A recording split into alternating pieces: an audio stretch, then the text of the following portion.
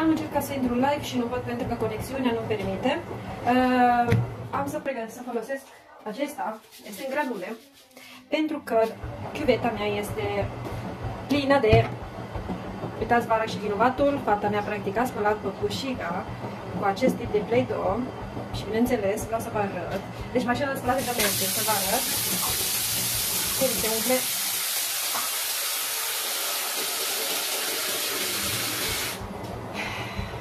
Acum un pic am desfătat-o pentru că înainte deloc nu mergea. Un pic cu acesta am desfundat-o și am scos un pic de Play-Doh. Deci cu acesta am reușit, dar cum vedeți, nu se duce ușor jos.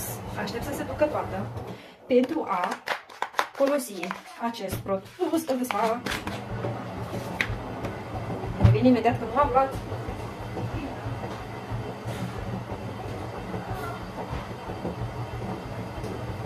Nu opresc video pentru că vreau să vedeți pas cu pas ceea ce fac.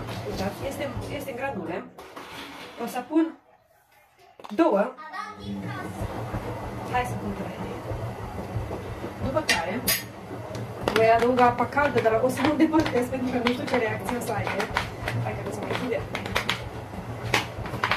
Okay. O să pun și apa caldă. Atenție, atenție!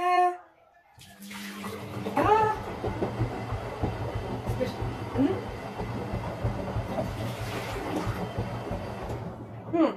Se duce foarte repede. Mai pun pita acolo, este cam cald. Așa.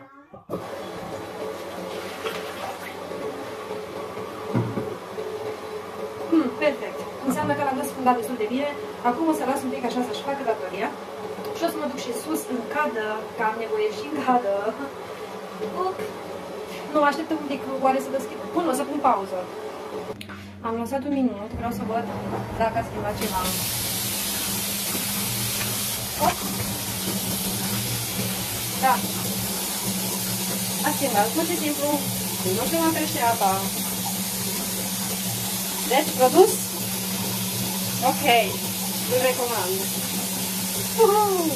Ce bucurie, sper că fata mea să nu mai... da, deci după cum vedeți am dat tare. Deci, da. Funcționează! Funcționează! Yay! Vamos să